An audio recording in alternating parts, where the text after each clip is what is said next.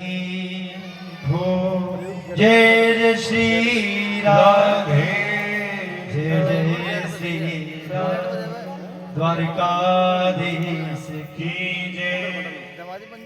आज जैसे ही कलयुग से भेंट हुई महाराज कि पशुओं पर अत्याचार करने वाले आप हो कौन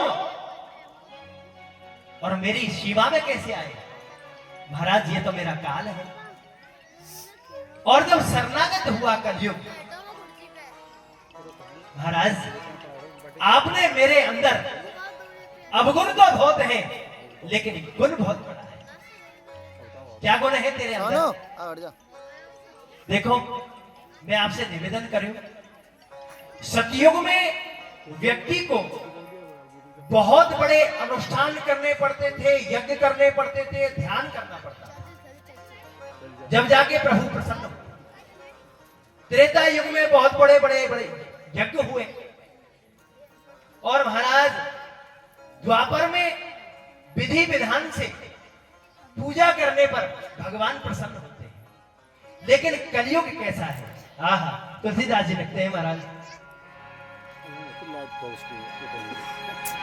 कि कलयुग के बल नाम आधारा, कलयुग के बल नाम आधारा, सुमरे सुमरे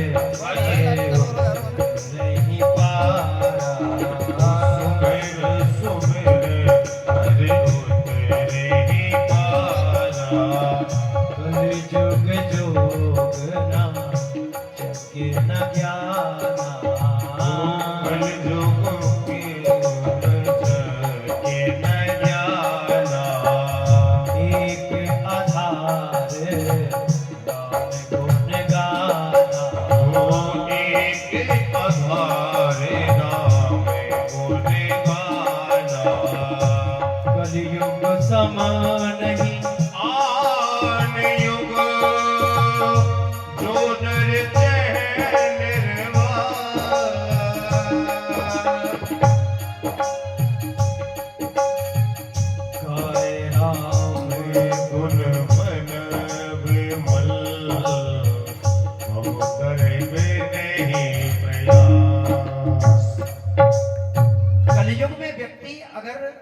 मन में सोचता है उसका पाप नहीं लगता है। सतयुग में व्यक्ति अगर मन में सोच भी लेता था उसका पाप उसको लग जाता था। कलयुग में ऐसा नहीं है। कलयुग में तो कर्म का ही फल मिलेगा। अगर तुमने कर्म अगर बिगाड़ लिया, कर्म तुमने कर दिया तो उसका फल आपको भोगना पड़ेगा। इस प्रकार से महाराज ये अभ्यर्थी हुआ, ये शरणागत हो गया। अपने पांडवों की कही हुई बात, अपने बाबाओं की परबाबाओं की बात याद आई कि अगर दुश्मन भी शरण में आ जाए उसको क्षमा कर देना महाराज। तो महाराज उस प्रकार से ये 4 स्थान इसको दिए गए कलयुग को। सबसे पहले परीक्षित के द्वारा 4 ही स्थान दिए गए। कौन कौन से महाराज?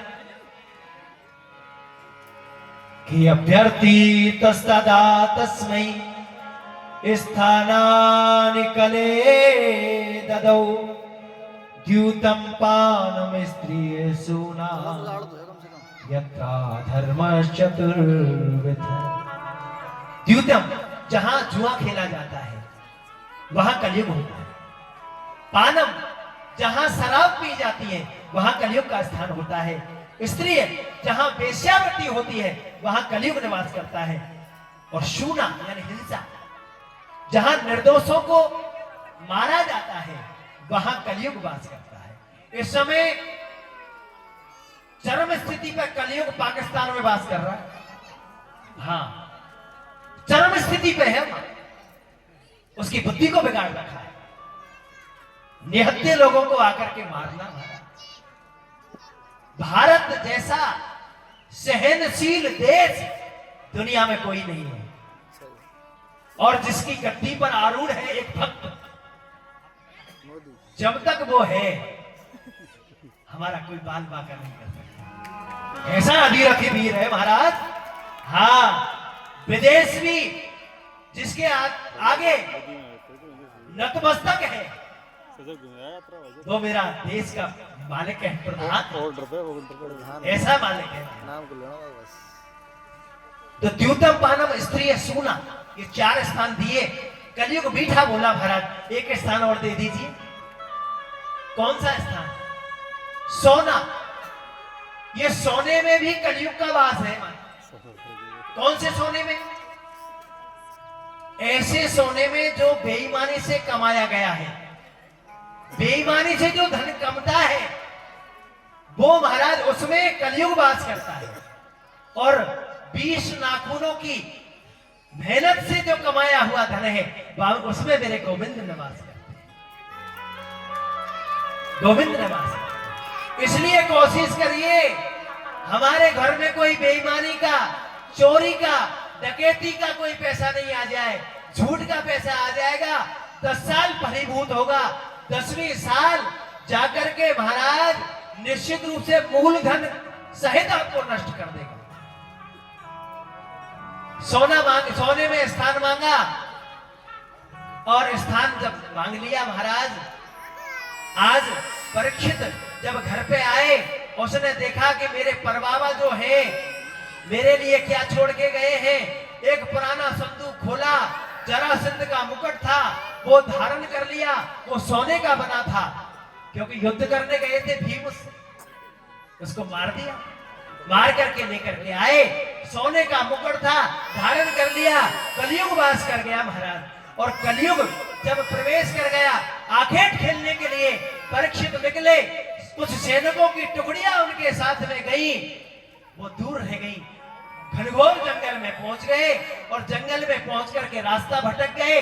श्रृंगी नाम के ऋषि के यहां वो पहुंचे, और उन्होंने देखा प्यास लगी, मुझे पानी मिलेगा कहीं। और जैसे ही श्रृंगी ऋषि की कुटिया में प्रवेश किया महाराज, जिसकी वृत्तियां अंतर्मुखी हो गई है, उसको पता नहीं है कि क्या होना है। ऐसा ये ऋषि है। और महाराज परीक्षित को लगा कि हमारे आने पर, हम यहाँ के सम्राट हैं, राजा हैं, हमें आकर के, हमें देख करके इसने आंखें बंद कर ली हैं। ढोंगी बाबा प्रतीत होता है। एक सर्प मरा हुआ पड़ा, कान की नोक से उठाया और श्रृंगी ऋषि की और महाराज सभी ऋषि के गले में डाल दिया। सभी ऋषि के आश्रम में ये गए हैं, और महाराज सभी के गले में जैसे ही सर्प डाला, और ये समाचार उनके पुत्र जो है श्रृंगी ऋषि, किसी बालक ने जाकर के कह दिया, महाराज अरे भैया श्रृंगी, तुम यहां स्नान में लगे हैं। एक राजा, परीक्षित नाम का राजा आया, उसने महाराज एक सर्प, मरा हुआ सर्प तुम्हारे पिता की गले में डाल दिया। महाराज क्या बात करते हैं आप? वही स्नान करते हुए उस बालक ने नदी का जल लिया महाराज, और जल लेकर के मंत्रोच्चारण करके महाराज उस जल को छींट दिया। इति लंघित मर्यादम तक्षक सप्तमे हनि। हे कुलांगार, मेरे पिता ने क्या बिगाड़ा था? मैं तुम्हें श्राप देता हूं, जब मेरे पिता के गले में तुमने जो मरा हुआ सर्प डाला है, यही सर्प जीवित होकर के तुम्हारी मृत्यु का कारण बने। ये श्राप दे दिया महाराज। जब पिता को पता लगा, अरे श्रृंगी, सभी ऋषि ने कहा, बेटा तूने अच्छा नहीं किया। ऐसे अमलात्मा ज्ञानी धर्मनिष्ठ राजा के तुमने श्राप दे दिया, तुमने अच्छा नहीं किया। दौर्मुख नाम के एक शिष्य को भेजा और राजा को समाचार पहुंचाए।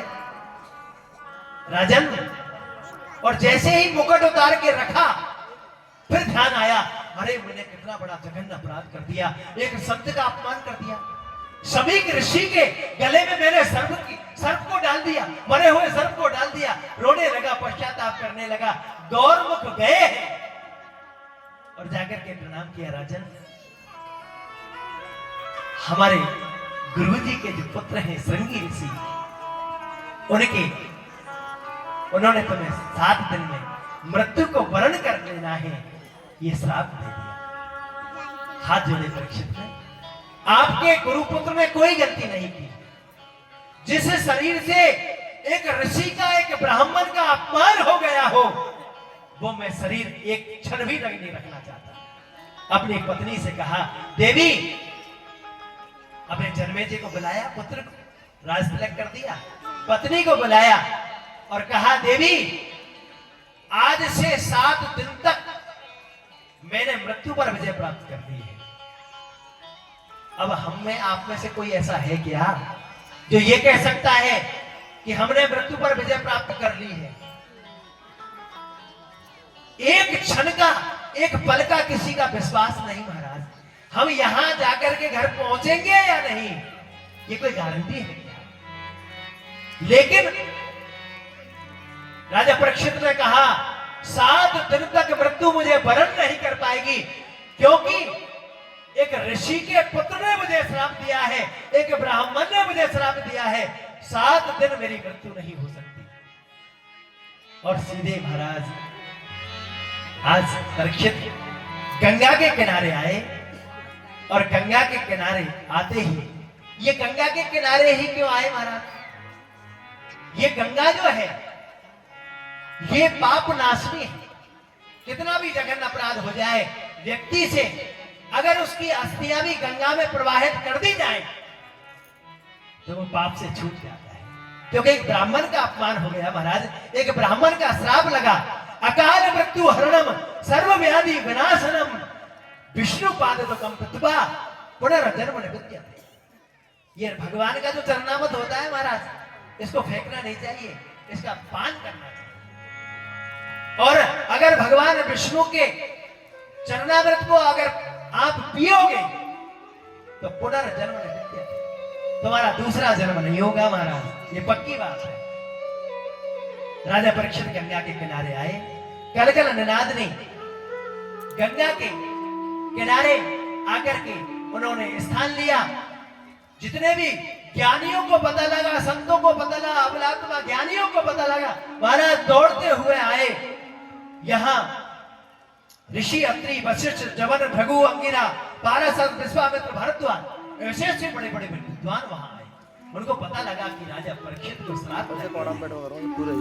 और महाराज भगवान ने प्रेरणा करी, परीक्षित ने एक ही चीज मांगी भगवान से, हे गोविंद, जब तुमने मेरे जन्म को उजागर किया, मेरे जन्म को उजागर करने वाले हे माधव, आप मेरी मृत्यु को उजागर करने के लिए नहीं पधारो? पधारो गोविंद। आहा, गंगा के किनारे वट वृक्ष के नीचे मणि में आसन लगा है। उस मणि में आसन में आकर के सीधे वो सुखदेव जी, आहा कैसा रूप है। दिगंबरम वस्त्र विकीर्ण केशम, ध्यान करिए सुखदेव जी कैसा रूप है। दिगंबरम वस्त्र विकीर्ण केशम प्रलम्ब बाहु शमरोत्तमा श्यामं सदा वयोंग लक्ष्म्या स्त्रीणां मनोज्ञं रुचिरे स्मिते। आहा, दिगंबरम वस्त्र विकीर्ण केशम, दिगंबरधारी, कौपीन के अलावा कोई वस्त्र नहीं है, मानो आकाश ही जिनके वस्त्र हो। लंबी भुजाएं हैं, घुंघराले बाल हैं, और महाराज तोते जैसी नाक है। इतना सुंदर रूप, दिगंबरम वस्त्र विकीर्ण केशम प्रलम्ब बाहु समरोत्तम बाहु। श्यामम सदा पिच पयोंग लक्ष्मिया। मानो कामदेव है क्या, ऐसा सुंदर रूप। और हम तो एक ही बात कहे, वेद व्यास जी ने लिखा कि तत्रा भवद भगवान व्यास पुत्रो, मानो मेरे गोविंद मेरे नारायण स्वयं ही व्यासदेव पुत्र के रूप में, सुखदेव के रूप में मेरे भगवान ही आए क्या। तत्रा भवद भगवान व्यास पुत्रो यद्रक्षया गवाट मनोनपेक्षे अलक्ष्य लिंगो निजलाभ तुष्टो वृतश्च बालई अवधूत देश। ऐसे मेरे सुखदेव जी हैं। मणि में आसन है, मणि में आसन जो लगा हुआ था उस पर आकर के और महाराज आरूढ़ हो गए। यहां आ चुके हैं सुखदेव जी। 2 मिनट कथा के जो मुख्य यजमान है वो मंच पर आ जाएं। पंडित जी उनका मंत्रोच्चारण से सुखदेव जी का पूजन करवाएंगे और उसके बाद आनंद के साथ आरती होगी। और यहाँ सुखदेव जी का आगमन हुआ है आनंद के साथ। हरि की कथा सुनाने वाले, प्रभु की कथा सुनाने वाले, ताली सेवा करते हुए तुमको प्रणाम, तुमको लाखों प्रणाम, तुमको लाखों प्रणाम, तुमको लाखों प्रणाम। हरि की कथा सुनाने वाले, प्रभु की कथा सुनाने वाले, भक्ति मार्ग बताने वाले, भक्ति मार्ग बताने वाले, तुमको लाखों प्रणाम, तुमको लाखों प्रणाम, तुमको लाखों प्रणाम, तुमको लाखों प्रणाम।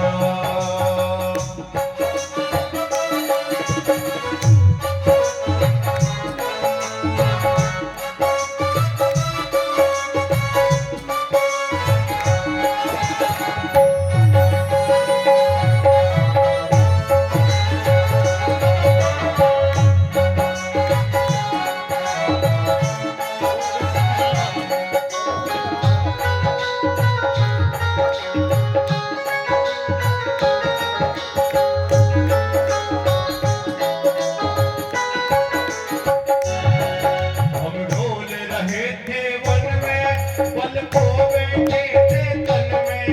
हम डोल रहे थे वन में, बल को बैठे थे तन में।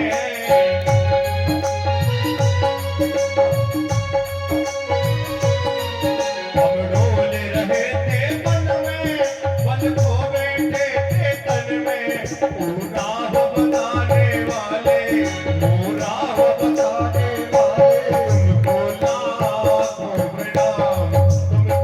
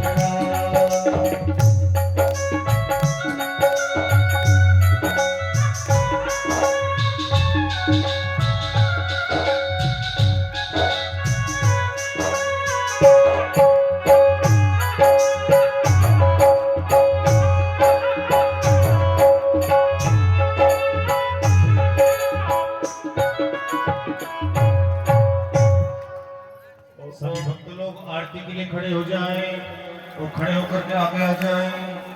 ओम